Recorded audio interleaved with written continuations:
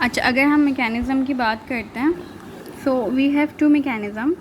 The nucleophilic substitution reaction में proceed in two different mechanism. ठीक है, दो मैकेनिज़्म होते हैं। एक होता है SN2, जिसको क्या कहते हैं, यूनिमोलिकुलर भी कहते हैं, और एक होता है SN1 रिएक्शन, इसको बायोमोलिकुलर भी कहते हैं। ठीक है। अच्छा, SN2 में क्या होता है, the formation of carbon nucleophile bond and cleavage of the carbon halogen bond occur simultaneously. मतलब कि बॉन्ड बनना, बॉन्ड इसके साथ न्यूक्लियोफिल के साथ बन रहा होगा और टूट रहा होगा एट द सेम टाइम। ठीक है, एक ही वक्त में जो है न्यूक्लियोफाइल उस पर अटैक भी कर रहा होगा। मतलब न्यूक्लियोफाइल के ये एक बॉन्ड मेकिंग है, यहाँ बॉन्ड बन रहा है और यहाँ बॉन्ड क्या हो रहा है, ब्रेक हो रहा है। ये सिमिल्टेनियसली हो रहा होगा। Since the nucleophile enters as the halide leaves, it attacks the carbon from the side opposite that from which the halide is leaving. ठीक है, ये बात कह रहे हैं कि न्यूक्लियोफाइल जो है जैसे ही हैलाइड लीव करेगा उसी सिमिल्टेनियसली जो है न्यूक्लियोफाइल इंटर कर रहा होगा। ये दोनों बॉन्ड सेम बन रहे होंगे, एक ही टाइम पे ये काम हो रहा होगा।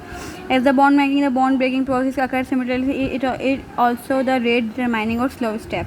हमने पढ़ा था ना, स्लो स्टेप क्या होते हैं, वो स्टेप होते हैं जिसमें हम कोई भी किसी भी रिएक्शन का रेट डिटरमाइन कर सकते हैं।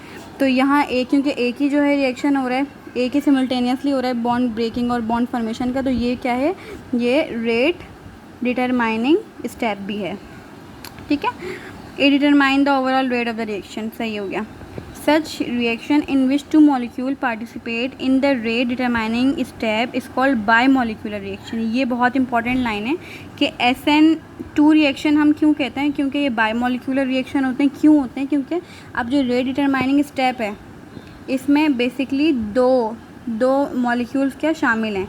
एक तो वो मॉलिक्यूल जो ऐड हो रहा है और दूसरा मॉलिक्यूल जो लीव कर रहा है। तो हम इसको क्या कहते हैं, बायमोलिकुलर रिएक्शन कहते हैं। ठीक है, क्योंकि रेट डिटरमाइनिंग स्टेप में क्या है, दो मॉलिक्यूल्स हैं, एक एडिंग वाला और एक वो ग्रुप जो कि लीव कर रहे हैं। This mechanism is called SN2 mechanism which stand for substitution nucleophilic bimolecular. ठीक है, आप समझ आया इसको बायमोलिकुलर क्यों कहते हैं, कि सिमिल्टेनियसली जो है वो रिएक्शन हो रहा होगा, एडिंग और लिविंग का जो है वो है मैकेनिज्म, वो साथ साथ चल रहा होगा। ठीक हो गया। अब यहाँ पे ये भी बात भी इम्पोर्टेंट है, the rate of SN2 reaction depend on the concentration of both the attacking nucleophile.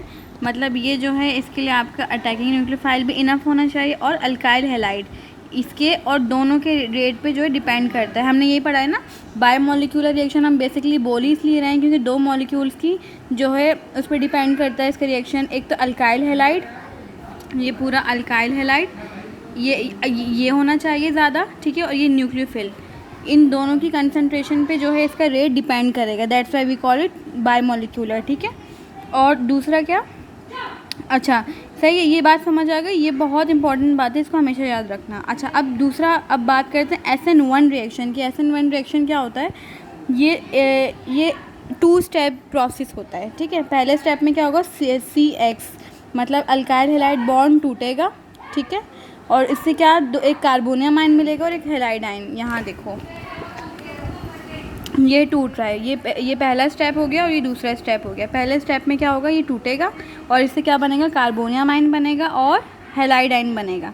ठीक है, कार्बोनियम आयन ये वाला आयन है R पॉजिटिव, सही है, और ये आयन बनेगा। फिर दूसरे स्टेप में क्या होगा, अच्छा ये क्या है, ये स्लो स्टेप है। ठीक है, ये जो टूटने का अमल है स्लो स्टेप है, मतलब रेट डिटरमाइनिंग स्टेप है। ठीक है, और ये दूसरा वाला फास्ट स्टेप है जिसमें कार्बोनियम आयन जो है रिएक्ट करेगा किसके साथ, न्यूक्लियोफिल के साथ, और क्या बना लेगा, ये न्यूक्लियोफिल उसको वो कर लेगा, एक्सचेंज कर लेगा। ठीक है, सेकंड स्टेप है। अब क्या लिखा है इसमें, the first step is a slow step and hence rate determining. ठीक है, ये वाला जो स्टेप है ये रेट डिटरमाइनिंग स्टेप है क्योंकि हम स्लो स्टेप में यूज़ करते हैं rate determination. Therefore in such reaction the rate of formation of the product will depend on the first step and since the step only one molecule participate. सही है, तो इसमें हम क्या कह रहे हैं, ये यहाँ देखो, ये जो रेट ऑफ रिएक्शन है सिर्फ किस पे डिपेंड करेगा, अल्काइल हैलाइड पर, एक मॉलिक्यूल पर। तो इसलिए हम इसको क्या कहते हैं, यूनिमोलिकुलर रिएक्शन कहते हैं। ठीक हो गया, ये लिखा हुआ is said to be unimolecular. ये रिएक्शन क्या कहलाता है, यूनिमोलिकुलर कहलाता है। जो SN1 जो 1 स्टैंड कर रहा है वो यूनिमोलिकुलर को ही जो है रिप्रेजेंट करता है। ठीक है, और किस पर डिपेंड करती है, सिर्फ अल्काइल हैलाइड पर जो है डिपेंड करता है रिएक्शन। और यहाँ पे अगर मैं बात करूँ SN2 रिएक्शन में अल्काइल हैलाइड पे भी डिपेंड था और न्यूक्लियोफिल पे भी डिपेंड था। That's why we called it SN2 reaction. सही है। अच्छा, अब ये चीज़ बहुत इंपॉर्टेंट है कि स्टेबिलिटी। अब स्टेबिलिटी की अगर हम बात करें कि मतलब अगर न्यूक्लियोफिल दुश्मन है, दुश्मन अटैक करता है किसके अगेंस्ट, टर्शरी, सेकेंडरी, प्राइमरी या मिथाइल, ये सिंपली वाला ही है, इनके अगेंस्ट जो है अटैक करता है, तो स्टेबल कौन रह पाएगा, सबसे ज़्यादा स्टेबल कौन रहेगा, टर्शरी, मतलब ये मुश्किल से टूटेगा, स्टेबल रहेगा, इसकी स्टेबिलिटी ज़्यादा होगी। सेकेंडरी फिर उससे कम स्टेबिलिटी, फिर प्राइमरी की कम स्टेबिलिटी, और सबसे कम किसकी, सिंपल मिथाइल रेडिकल। ठीक है, इनकी स्टेबिलिटी बहुत इंपॉर्टेंट है, पूछा जा सकता है। Tertiary alkyl halide therefore generally react by SN1 mechanism. ठीक है, जो टर्शरी हैलाइड वो हैं जितने भी, वो इनमें कौन सा मैकेनिज्म होता है, SN1 मैकेनिज्म होता है। ठीक है, and primary alkyl halide by SN2 mechanism. ठीक है, अच्छा इसका मैं रीज़न बता देती हूँ। SN1 में क्या हो रहा था, ये देखो 2 स्टेप प्रोसेस था SN1 में, तो बेसिकली अब जो वो है टर्शरी हैलाइड जो होते हैं, ठीक है, ये जो टर्शरी हैलाइड होते हैं, इनके में कार्बन के तीनों तरफ एक चेन होती है, तो उनको सिमुल्टेनियसली तोड़ना और न्यूक्लियोफिल का अटैक करना ये नॉन पॉसिबल होता है, SN2 नॉन पॉसिबल होता है। इसलिए पहले स्टेप में क्या होता है, ये तोड़ेगा, जो हैलाइड आयन होता है वो तोड़ता है। ठीक है, ये पहले स्लो स्टेप होता है, फिर फास्ट स्टेप होता है। 2 स्टेप प्रोसेस इसलिए होता है क्योंकि ये बिग मॉलिक्यूल है, बड़ा मॉलिक्यूल है, इसको सिमिल्टेनियसली तोड़ना इतना आसान नहीं होता, तो इसमें कौन सा SN1 मैकेनिज्म होगा।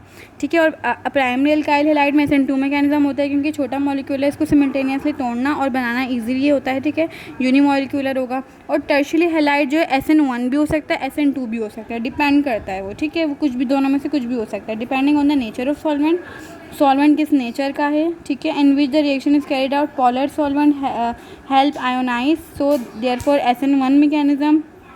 ठीक है, whereas non polar solvent favour SN2 mechanism. अच्छा देखो, इसमें बेसिकली क्या कह रहे हैं, अगर SN1 की, देखो उनका तो क्लियर हो गया, टर्शरी प्राइमरी का क्लियर हो गया, टर्शरी में SN1 और प्राइमरी में SN2। अब अगर मैं बात करती हूँ सेकेंडरी की, टर्शरी की, अब इसमें दो पॉसिबिलिटीज़ हो सकती हैं। अगर हम इसको ऐसे सॉल्वेंट में रिएक्शन कर रहे हैं जो क्या है, पोलर है, पोलर क्या करेगा, तोड़ेगा, मतलब 2 स्टेप प्रोसेस होगा, तो इसमें क्या होगा, SN1 मैकेनिज्म होगा। और अगर सॉल्वेंट है नॉन पोलर, नॉन पोलर में वो नहीं टूटेगा, तो कौन सा हमारे पास होगा, SN था ये, SN1, यहाँ होगा SN2। ठीक है, मतलब ये टूटने वाला तो 2 स्टेप प्रोसेस होते हैं ना, तो पोलर में हमेशा SN1 होगा, नॉन पोलर में SN2 होगा, तो ये चीज़ हमेशा याद रखना।